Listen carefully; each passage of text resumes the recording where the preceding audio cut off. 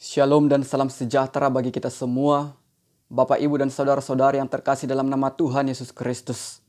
Kiranya kasih Allah melingkupi kita semua hari ini. Amin. Kita berharap kasih Tuhan senantiasa menyertai hari-hari Bapak, Ibu, dan kemenangan demi kemenangan diberikannya kepada kita. Sebelum kita mendengarkan firman Tuhan, mari sejenak kita bersatu dalam doa. Bapa kami dalam kerajaan sorga, Tuhan yang begitu mengasihi kami, dan telah memberikan firman-Mu kepada kami di dalam kekayaan dan kelimpahan, sehingga kami anak-anak-Mu ini semakin mengerti setiap harinya, ketika kami merenungkan firman-Mu yang begitu tajam ya Tuhan kami, yang mengubahkan hati kami supaya kami seturut dengan Engkau, mengalami perubahan Tuhan dan menjadi pribadi yang sempurna sama seperti Tuhan kami Yesus Kristus. Ajari kami mendengarkan firman ini dengan urapan Roh Kudus-Mu, dan kami berdoa hanya dalam nama Tuhan Yesus Kristus, Tuhan dan Juru Selamat kami yang hidup. Amin.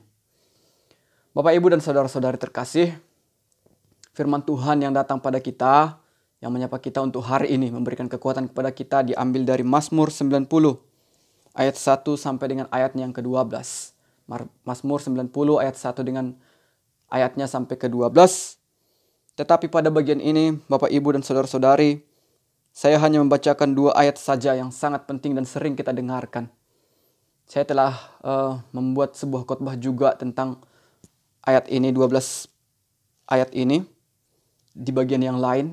Jika Bapak, Ibu, dan saudara-saudari berkenan membacanya dan mendengarkannya, boleh mendengarkannya. Saya akan melampirkan deskripsi.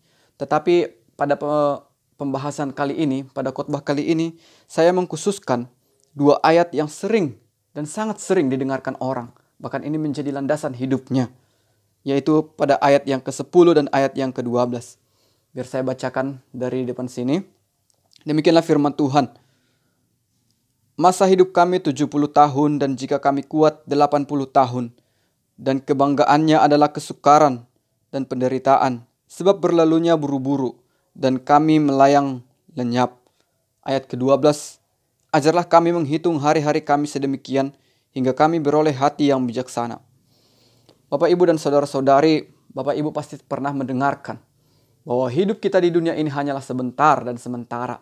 Bahkan sering ayat firman Tuhan ini mengingatkan kita bahwasanya mungkin saja umurku hanya sebentar 70 sampai 80 tahun saja. Bapak, Ibu, dan saudara-saudari, apakah benar bahwa hidup kita di dunia ini hanya sekitar 70 sampai 80 tahun saja jika kita kuat seperti yang dikatakan di dalam Mazmur yang 90 ini? Oleh karena itu Bapak, Ibu, dan saudara-saudari, mari kita dengarkan dengan teliti bagaimana seorang pemazmur yang bernama Musa ini menyimpulkan di dalam kehidupannya yang telah dia lihat dan karya Tuhan yang telah dia lihat, bahkan murka Tuhan yang telah dia lihat, sehingga dia membuat sebuah kesimpulan di dalam mazmurnya ini bahwasanya hidup kami 70 tahun dan jika kami kuat 80 tahun. 70 tahun.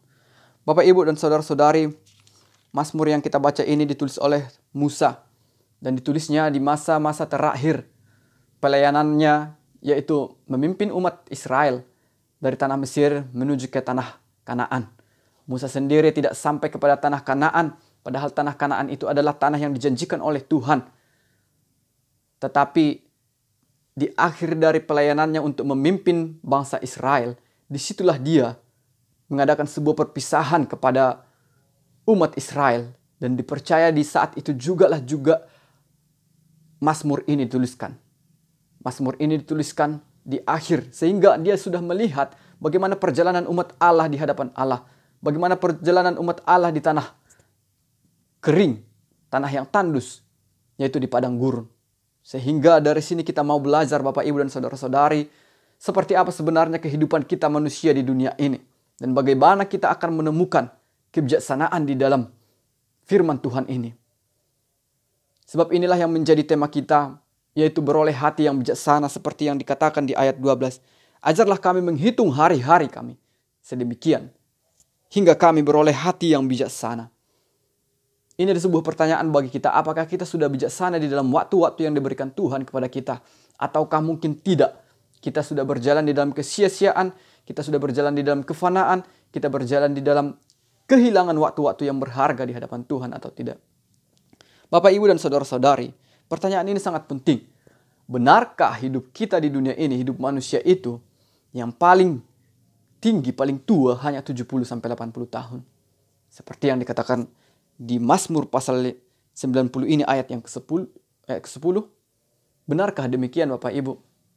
Ternyata kalau kita selidiki, apa yang dikatakan oleh Musa ini bukanlah hal yang sembarangan ataupun hanya tulis-tulis saja. Karena ini ada makna di baliknya semuanya ini. Bapak Ibu dan saudara-saudari, jikalau benar bahwasanya umur kita hanya 70-80 tahun, tapi kenapa ketika kita lihat Bapak Ibu, apakah memang umurnya Musa sampai segitu saja? Ternyata tidak. Apakah memang umurnya Musa hanya 80 tahun saja? Bapak Ibu dan saudara-saudara terkasih, Musa sangat dikasihi Allah. Musa sangat dicintai karena dia lemah lembut dan taat. Musa bukanlah hidup hanya 80 tahun saja. Mari kita lihat dari Ulangan 34 ayat 7. Dari Ulangan pasal yang ke-34 ayat yang ke-7. Bagaimana di situ adalah perpisahan antara Israel dengan Musa. Dan diperlihatkan di situ bagaimana hidup Musa di akhirnya. Dengan judul perikop di sini, kematian Musa. Dan saya bacakan ayat yang ke-7. Musa berumur 120 tahun ketika ia mati. Nah, dikatakan di sini bahwa Musa itu bukan hidup hanya 70-80 tahun. Tetapi sampai 120 tahun. Lanjut, matanya belum kabur dan kekuatannya belum hilang. Mata Musa masih bisa melihat dengan jelas dan kekuatan Musa masih kuat. Sedangkan di dalam Mazmur 90 ayat 10 ini dikatakan, jika kami kuat 80 tahun, Musa 120 masih kuat. Sedangkan di sini dikatakan, jika kami kuat, umur kami hanya 80 tahun saja. Ini sangat aneh dan sangat membingungkan bagi kita di dalam merenungkan firman Tuhan. Mengapa bisa seperti ini Bapak Ibu? Ternyata ada di balik semuanya itu. Apa yang dituliskan oleh Musa di sini adalah apa yang telah dilihatnya di dalam perjalanan bangsa Israel di padang gurun. Bapak Ibu, saudara-saudari, Tuhan begitu mengasihi umatnya sehingga dia mau membebaskan bangsa Israel dari perbudakan selama 400 tahun. Bahkan 430 tahun dalam penghitungan mereka. Bapak Ibu dan saudara-saudari, Tuhan mendengarkan suara mereka, teriakan mereka. Sehingga mereka mau Tuhan bebaskan, Tuhan lepaskan. Itu adalah cinta dan kasih Allah. Tuhan memimpin mereka dengan kekuatan Allah. Tetapi apa yang terjadi dengan hidup mereka Bapak Ibu dan saudara-saudari? Ternyata orang Israel tidak mau dipimpin oleh Allah. Orang Israel sebenarnya hanya mau mereka menikmati keindahan, keenakan saja. Tetapi mereka sebenarnya bukan orang yang taat dan setia yang mau dipimpin oleh Allah. Sehingga disinilah muncul murka Tuhan terhadap bangsa itu yang menyebabkan nantinya mereka hanya hidup sebentar saja. Dan ini sangat menegur kita Bapak Ibu. Sangat menegur kita. Karena apa? Ini juga adalah sebuah simbol di dalam kehidupan kita. Apakah kita nantinya hidup di dalam bijaksana, di dalam hari-hari kita? Apakah kita hidup di dalam kebodohan, di dalam memanfaatkan hari-hari kita? Apa yang terjadi dengan bangsa Israel pada masa itu sehingga Tuhan begitu murka sama mereka? Bapak, Ibu, dan saudara-saudari, ada begitu banyak hal diungkapkan di dalam Alkitab. Bagaimana bangsa Israel ini adalah bangsa yang pemberontak. Mereka tidak mau taat kepada Tuhan. Bangsa ini adalah bangsa yang tidak taat. Bangsa yang tidak setia. Bangsa yang tegar tengkuk. Bangsa yang pendurhaka. Apakah mereka itu hidup tidak mendapatkan kasih karunia Tuhan sehingga mereka mendurhaka terhadap Tuhan? Justru mereka mendapatkan hal-hal yang indah. Mereka dilindungi oleh awan di siang hari dan di malam hari.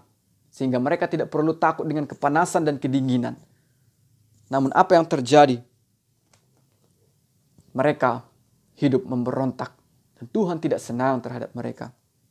Bapak, Ibu, dan saudara-saudari, dalam ayat 12 dikatakan, ajarlah kami menghitung hari-hari kami sedemikian hingga kami beroleh hati yang bijaksana.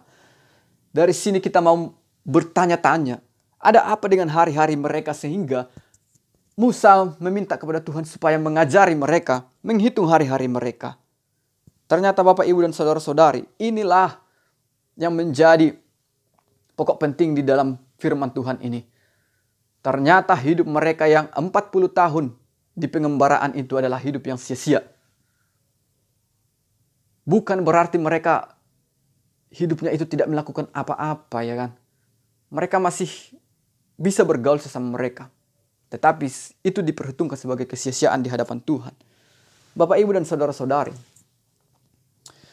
dari Israel ini kita akan belajar bahwasanya murka Tuhan itu menyebabkan bangsa itu kena hukuman. Murka Tuhan menyebabkan bangsa itu kena hukuman. Mari kita lihat di dalam Mazmur pasal yang ke-78. Bagaimana mereka hidup. Pasal 78.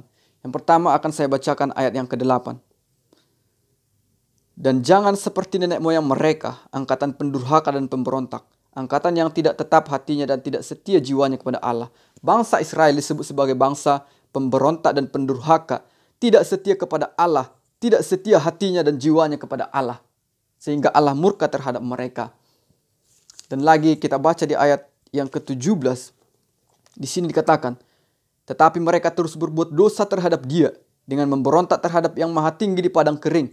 Mereka mencobai Allah dalam hati mereka dengan meminta makanan menurut nafsu mereka.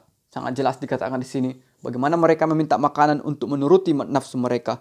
Mereka berkata terhadap Allah, sanggupkah Allah menyajikan hidangan di padang gurun? Memang Ia memukul gunung batu sehingga terpancar air dan membanjir sungai-sungai. Tetapi sanggupkah Ia memberikan roti juga? Atau menyediakan daging bagi umatnya? Jadi di sini mereka tidak percaya. Di ayat 22 dikatakan, sebab mereka tidak percaya kepada Allah dan tidak yakin akan keselamatan daripadanya. Bapak, Ibu, dan saudara-saudari, inilah yang sangat dibenci oleh Tuhan. Ketika umat yang sudah dibawanya itu akhirnya tidak setia dan tidak percaya kepada keselamatan yang dibawakan oleh Tuhan. Mereka tidak percaya mereka akan mendapatkan tanah Kanaan. Mereka justru lebih percaya kepada kenikmatan yang mereka alami selama di Mesir. Mereka diberikan daging padahal mereka diperbudak. Mereka ingat akan makanan yang mengenyangkan mereka. Tetapi kekuatan mereka dipukuli, mereka disiksa, mereka dipakai untuk membangun kerajaan Mesir. Mereka diperbudak, mereka tidak tahu bahwa kasih Tuhan telah ditunjukkan oleh Tuhan. Sehingga Tuhan murka terhadap mereka. Bahkan dikatakan hari-hari mereka selama perjalanan 40 tahun itu sia-sia. Mari kita baca di ayat 33. Sebab itu Ia membuat hari-hari mereka habis dalam kesia-siaan dan tahun-tahun mereka dalam kekejutan. Dikatakan di dalam Mazmur 78 ayat 33 ini, hari-hari bangsa Israel selama mereka di padang gurun itu adalah hari-hari yang sia-sia.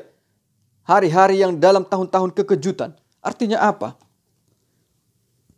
Mengapa dikatakan oleh Musa, ajari kami untuk menghitung hari-hari kami? Inilah jawabannya. Mereka tidak tahu bahwa mereka sudah berada dalam kesia-siaan hidup. Padahal Bapak, Ibu, dan saudara-saudari, apakah yang dituntut oleh Tuhan kepada orang Israel? Apakah Tuhan menuntut supaya bangsa Israel itu melakukan banyak perkara di hadapan Tuhan? Tidak. Justru umat Israel tidak melakukan apa-apa selama mereka di padang gurun untuk menyenangkan hati Tuhan. Dalam hal mereka mau membuat rumah ibadah yang besar untuk Tuhan. Mereka mempersembahkan ini dan itu untuk Tuhan. Tidak. Tidak ada seperti itu yang dituntut oleh Tuhan selama mereka di padang gurun. Justru Tuhan mau meminta kesetiaan dan ketaatan kepada bangsa Israel. Dan inilah yang dituntut Tuhan untuk kita saudara-saudara yang terkasih. Tuhan tidak begitu menuntut hidup Anda untuk melakukan ini dan itu. Untuk menjadi seorang yang besar di dalam kerajaan Allah. Di dalam pemberitaan firman Tuhan. Tuhan tidak menuntut Anda untuk menjadi orang-orang yang akan menjadi hero di dalam dunia ini. Untuk mengubahkan dunia ini. Tidak. Yang diinginkan Tuhan bagi kita adalah kita tetap taat dan setia kepada Tuhan. Kita tetap ikut jalan Tuhan. Bapak, Ibu, dan saudara-saudari terkasih. Mereka dimurkai oleh Tuhan selama 40 tahun. Padahal hidup mereka 40 tahun lamanya di padang gurun. Dan hidup 40 tahun itu berada di dalam kesia-siaan. Bayangkan, ngapain mereka ada di padang gurun? Jangan sampai Bapak, Ibu, hidup Anda, hidup saudara, dan hidup saya seperti orang Israel yang dimurkai oleh Tuhan selama hidup.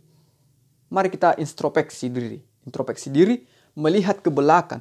Apakah hari-hari kita berada dalam kesia-siaan belaka? Ataukah hari-hari kita itu benar-benar dipandang Tuhan sebagai sebuah hal yang baik, hal yang berharga? Bapak, Ibu, dan saudara-saudara yang terkasih, ini adalah sebuah renungan bagi kita. Tuhan tidak menginginkan kita melakukan banyak hal yang berharga, kecuali Tuhan tuntun untuk mengerjakan itu.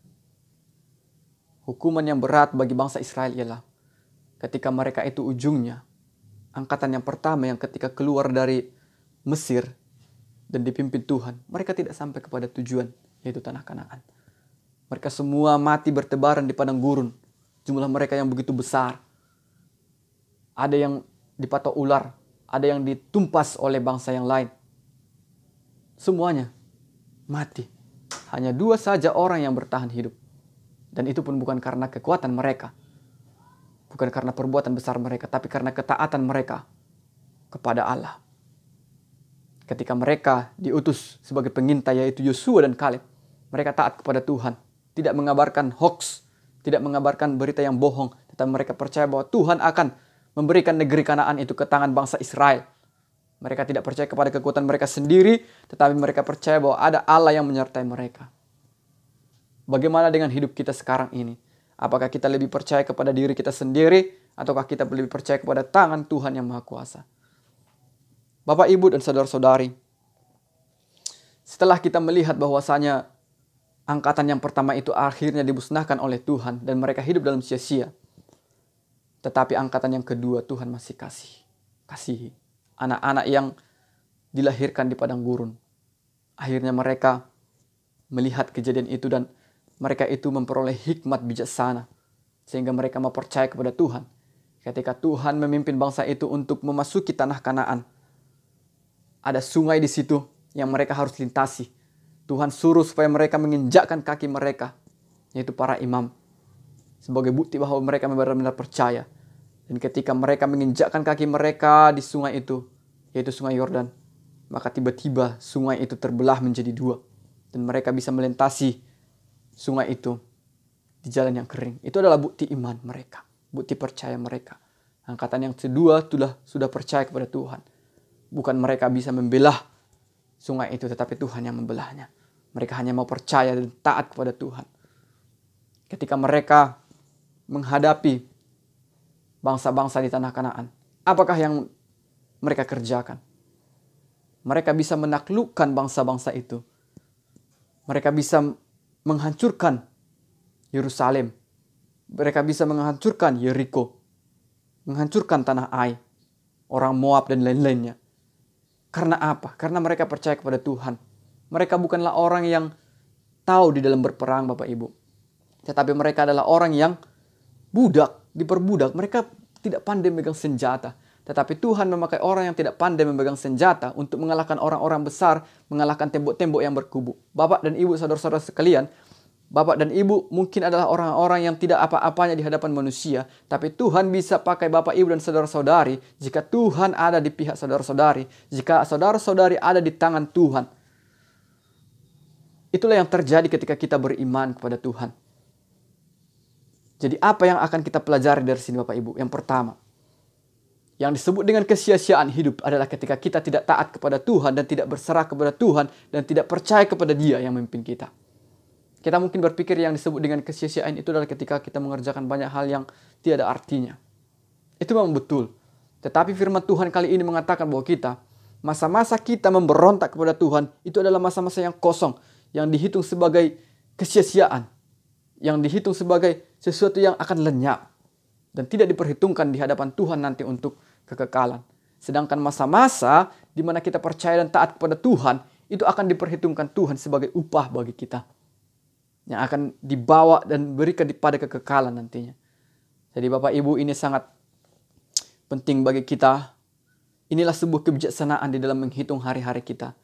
Bagaimana kita hidup, apakah sudah percaya atau tidak. Mungkin ada beberapa hal di dalam hidup kita di mana kita belum percaya kepada Tuhan. Mari ubah cara pandang kita. Tuhan bukan ingin kita melakukan banyak hal. Ini bukan soal berapa lama Anda hidup di dunia ini. Apakah 40 tahun, 60 tahun, 80 tahun, bahkan 100 tahun. Bukan soal itu. Tetapi soal bagaimana Anda hidup selama hidup yang diberikan oleh Tuhan, baik pendek ataupun panjang umur saudara. Tapi bagaimana Anda hidup di hadapan Tuhan? Apakah taat atau justru memberontak terhadap Tuhan?